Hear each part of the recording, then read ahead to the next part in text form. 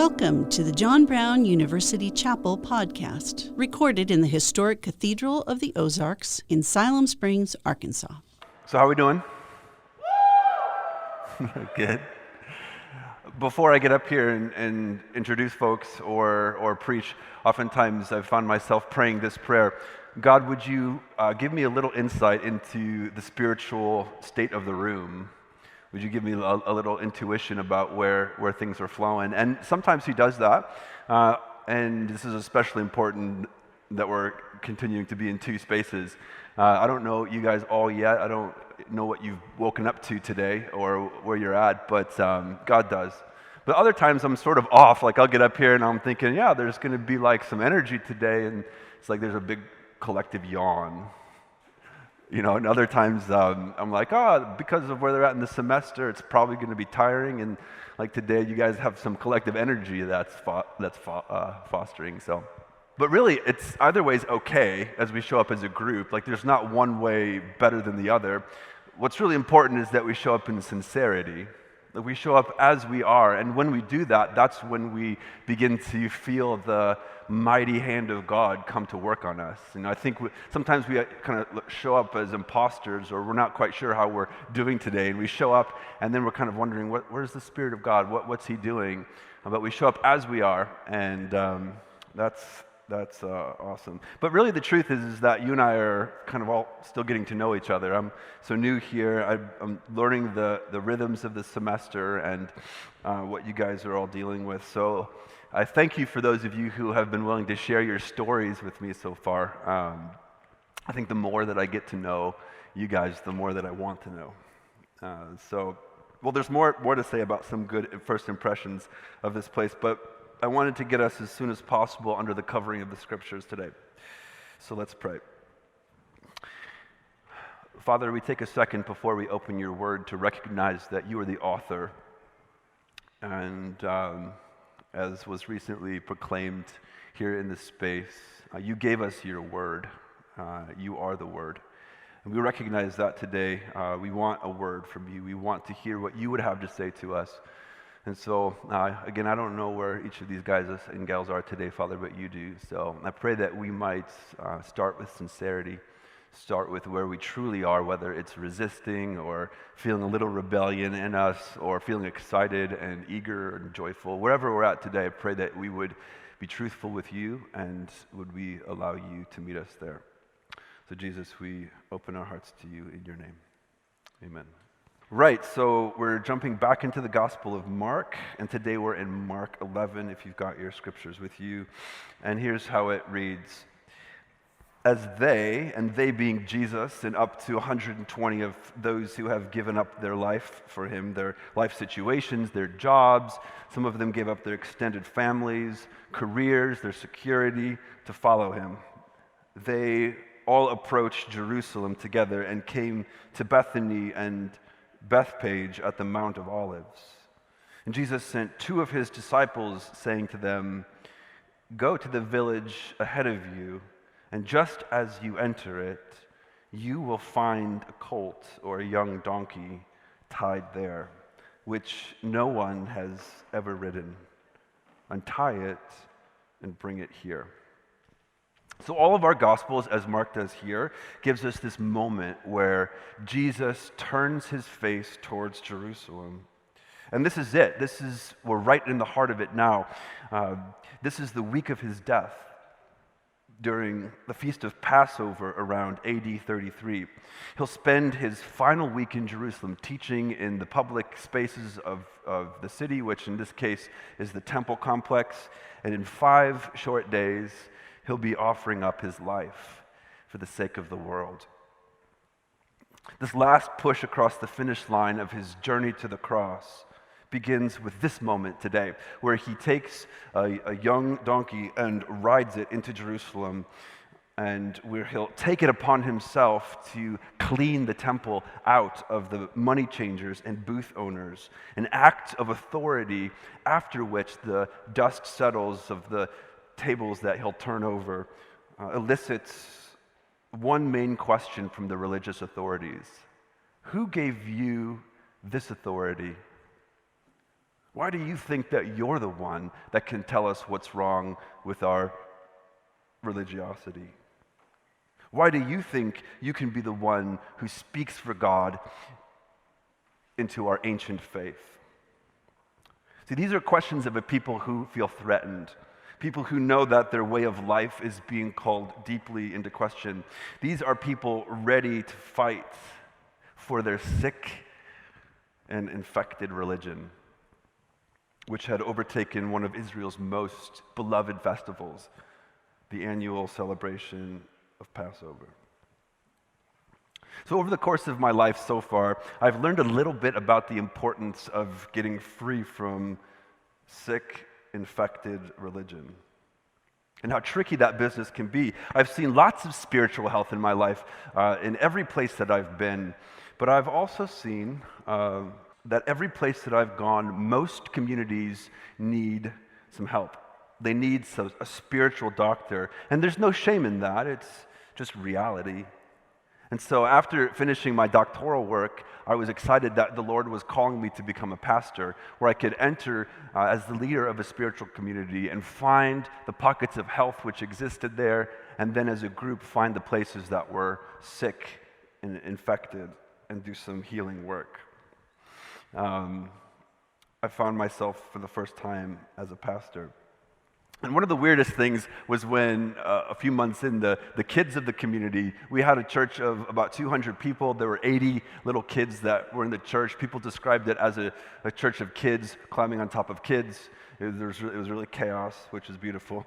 They started calling me Pastor Keith. I thought, well, this is weird. I'm sort of now their authority figure. There's lots of pressure there. And I grew really to love that community deeply. As the trust and relationship grew. And I ended up pastoring that church for 5 years. This is what God had me doing just previous to this. As in any church, you've got these moments of sheer joy and others of sheer conflict. It's like this beautiful cacophony. My church, I think, was filled probably with a little higher ratio of people who were dealing with faith struggles. For some, it was because the church had hurt them and they were infected by the church. Others were processing some great loss in their life. For the first time in their life, they had lost someone they loved. You know, and that's different. When there's, loss is all around us. If we just take a moment to see how many graveyards exist in the world, we know that loss is all around us. But we really don't feel that loss in a really struggling kind of way until we lose something or someone that we really, truly love.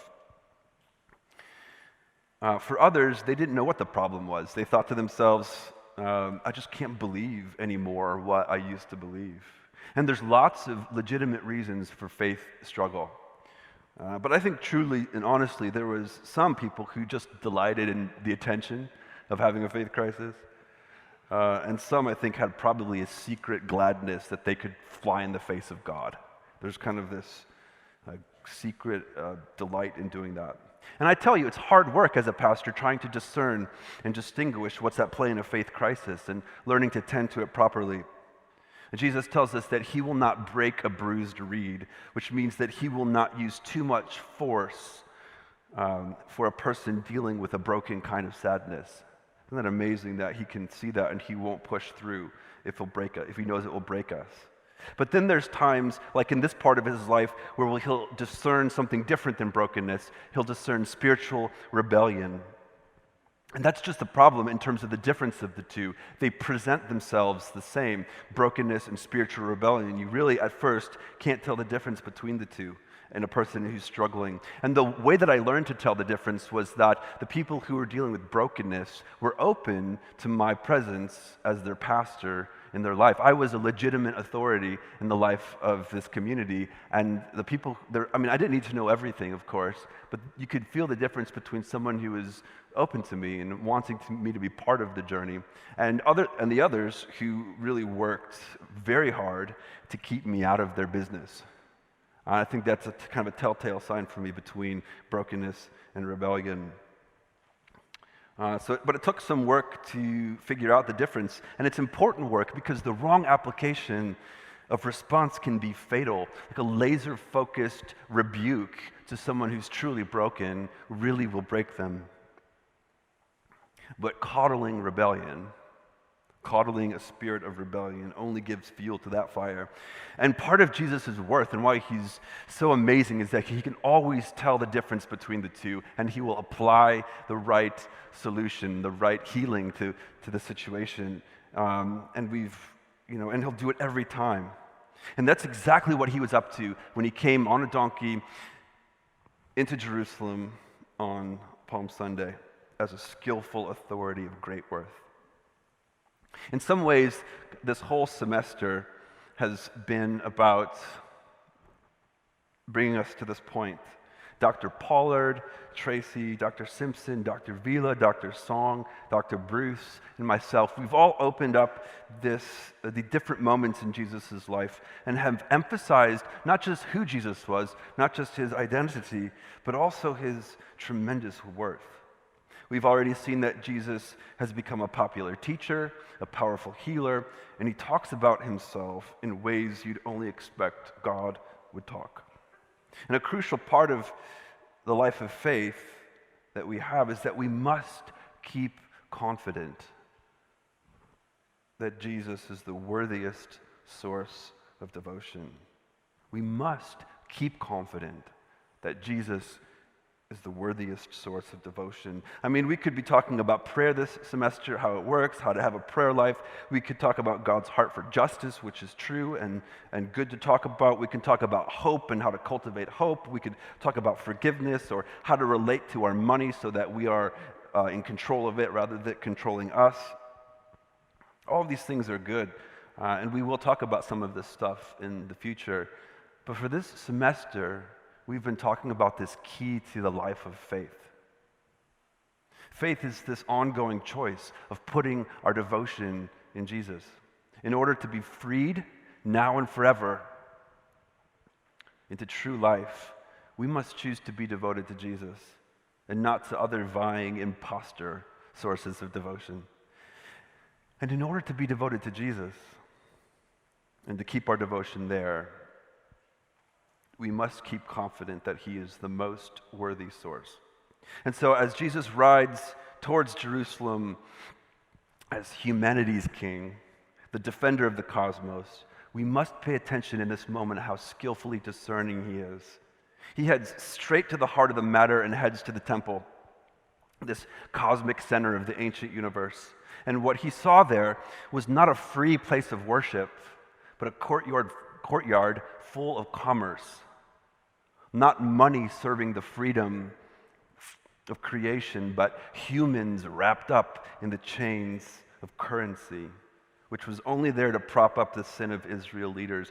What was happening was this system of commerce, which was supposed to be outside the place of prayer, had come into the place of prayer, and it was further separating humanity from God. And Jesus takes it all in, and like a good leader, he doesn't just rush into action. He takes a moment to discern what's going on here, and he walks away. He goes home to the place he was living or visiting, place where he was staying, and comes back the next morning. And as those storm clouds of Jesus were gathering, he travels to the temple again, and he goes by a fig tree and curses it, and making it to be a symbol for the temple. I mean, although it looked like it had life and abundance of life, really it was barren, fruitless. And as he passed by, he made sure his disciples heard it. May no one ever eat fruit from you again. And the next day the tree had withered up from its roots. But after his arrival the next morning, he came into the temple and he starts clearing it out of money changers and booth owners. He wouldn't even let anyone pass through the temple that was trying to walk through it. And he cried out this phrase, "My house shall be called a house of prayer for all the nations, but you have made it a den of robbers." My house shall be called a house of prayer for all nations, but you have made it a den of robbers. With this verse and our larger purpose of examining Jesus' worth in mind, let's unpack for a few minutes the core of his critique here. The temple was intended to be a house of prayer, but it had become a den of robbers. First, what is prayer? Prayer is this ancient human impulse that's embedded deeply in us, to offer ourselves up to something more, bigger and beyond us, to ask someone with more power than us to intervene, hold us, bring us into the depths of the meaning of our life. And the temple was intended to be this safe space to bring those depths of our desires and pour them out in confidence, a space designed to hold our aspirations and draw them upward to God. God intends that we find ample room in our life to bring our deepest desires to Him. But that's not what the temple had become. It had become a den of robbers. But what's a den of robbers? A den, we often consider dens as a hole in the ground, underground, a place where a bunch of animals live and have dug out a place to be. It's a place burrowed in the dark corners of the earth. Rabbits, skunks, mice, woodchucks, chipmunks, weasels, rats, beavers. You can Google what lives in burrows, in dens. And those aren't all bad animals. Some of them are like, I don't want to be that.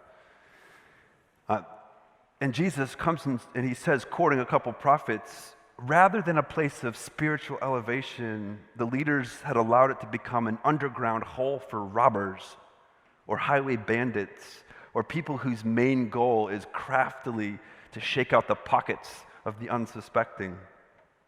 The temple, says Jesus, went from a place of safety where we can bear our hearts in confidence to a place where we must always be on our guard for the schemes of some hidden figure or hidden motive who want something far more from us than they want something for us.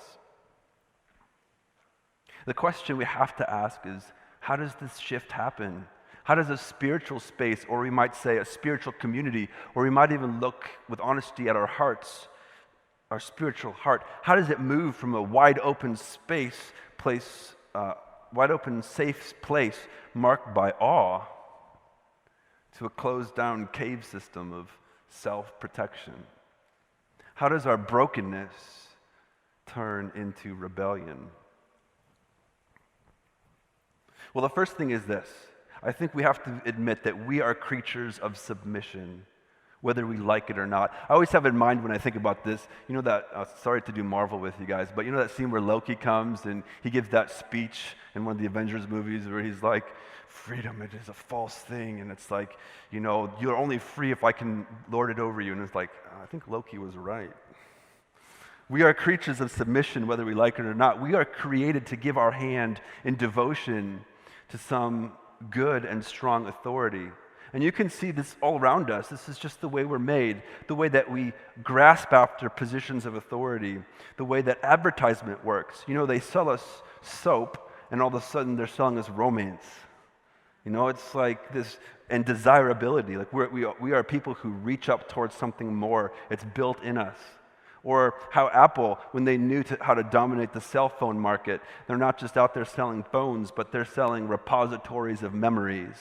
If you don't have an iPhone, you won't have memories. That's the message. Or a tool that's actually going to build a good family for you.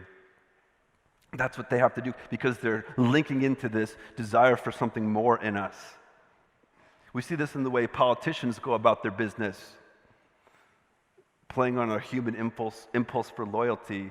And we see this in how addictions work and how really humans only get free from addictions once they admit that there's a higher power.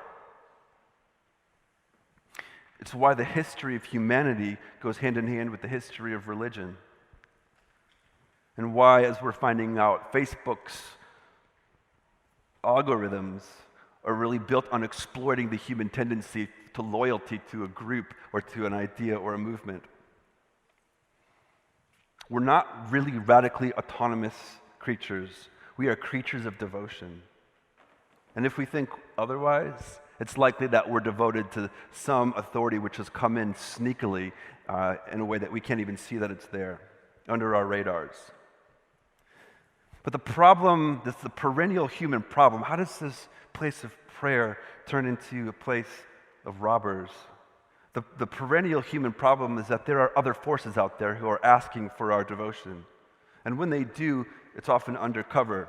They sneak themselves in, they mask themselves in plain sight. In this moment in Jesus' life, this house of prayer becomes a noisy place of commerce. I mean, think about it. This is a place meant to create space for the opening of one's heart through the process of sacrifice.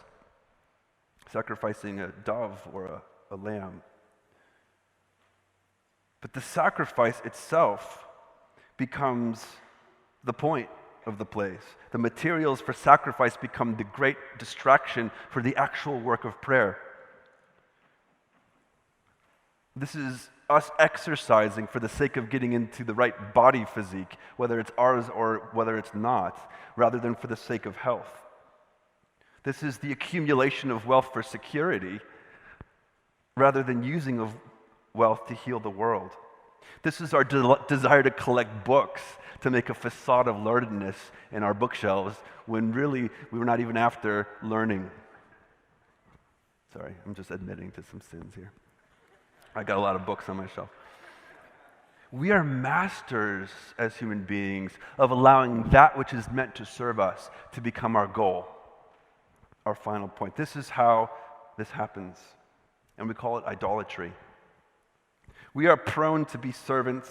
We're regularly duped into serving something less than the highest authorities in our life. And the consequences are really serious, guys. Being in a den of robbers sounds to me like a crippling kind of place to be, where we're constantly guarding our reputations, guarding our ambitions, where really we just turn into another robber rather than being a person of prayer. And the worst case scenario is that when the real master of the universe shows up, the real author of life comes to clean us out, our response is not openness. We defend our projects from God at all costs. And that's the nature of unbelief. We talk a lot about doubt being this double-mindedness, this I want to believe, but I've got legitimate questions I need to ask. I want to believe, but there are legitimate problems that I haven't solved. And as far as I can tell, and I think Dr. Song shared this beautifully a few weeks ago, Jesus is very comfortable and very compassionate with doubt. I mean, that's what we just see in him. But the religious leaders were different.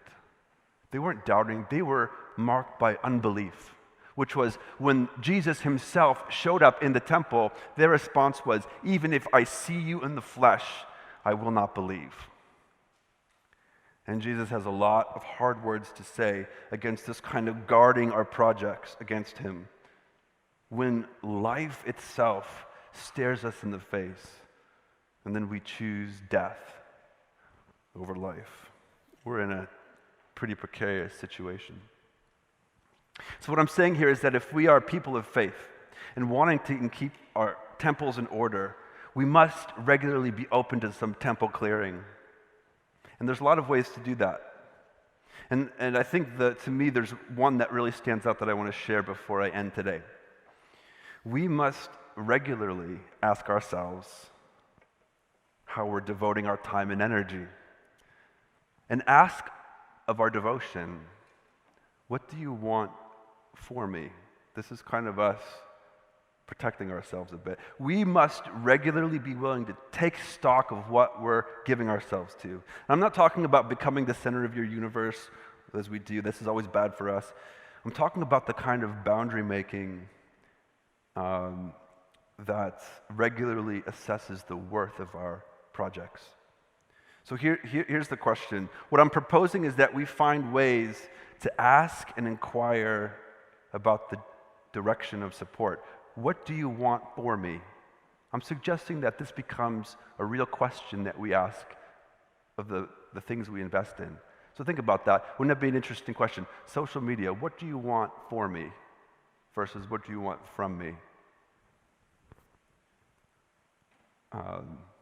I would say once a quarter, and you can do this today, this is very practical. Once a quarter, take stock actually of where you're investing your time.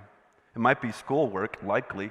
Schoolwork, what do you want from me versus what do you want for me? These things aren't bad, of course. I'm not saying don't do your schoolwork. But we have to put them in the right order, right? Put them in the right place. Relationships. You can think of individual relationships. You might have the courage. Don't do this accusingly. Hey, what do you want for me versus what do you want from me? Work study. What do you want for me? And it might be Jesus. Jesus, what do you want for me versus what do you want from me? And I think, if I have any sort of sense of experience with this, that when we move away from Jesus is when we start believing that he wants something from us far more than he wants something for us.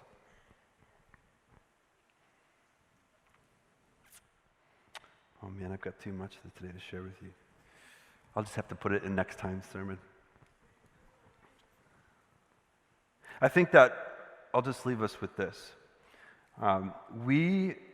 Jesus regularly invites us to ask that question of him. He's not afraid of that question. In fact, I think he really loves it when we bring ourselves to do it. And what we find when we do this, and when we actually take the time to study Jesus, when we actually take the time to allow him to speak into our life, we'll find that he wants something far more for us than he wants from us. And what he wants from us, he'll regularly use to help build up and be for the sake of others. He doesn't use us like humans and false authorities do. And when we study him, when we look at him, we find that he is so worthy of our devotion. Because when the scriptures want to talk about Jesus and this topic, here's what they say. Paul, I died to the law, Galatians 2, so that I might live to God. I have been crucified with Christ, and yet it is no longer I who live, but Christ who lives in me. And the life I now live in the flesh, I live by faith in the Son of God, who loved me and gave himself for me. John chapter 1, what has come into being in him was life, and he was the light of all people. The light shines in the darkness, and the darkness did not overcome it. We have seen his glory, the glory as of a Father's only Son, full of grace and truth. In Revelation 5, worthy is the Lamb that was slain to receive power and wealth and wisdom and might and honor and glory and blessing. So again, Jesus is worthy. We've got a few more messages from Mark for you guys for the rest of the semester as we head to the end. And I get to be back here to share with you the good news of his resurrection in a few weeks. But Jesus is worthy, guys, not just because the Bible tells you so, but because of the many things, including his willingness to discern in our hearts where brokenness and rebellion exists, and to come and clear and clean out the rebellion. Jesus is the best of all things that has ever been and ever will be. And he leaves his hand open daily for us, for those who might take it and find again life and truth. Amen. Thanks for listening to this episode of the John Brown University Chapel Podcast. Be sure to subscribe on iTunes or whatever platform you're listening on, and we'd love it if you would leave us a review.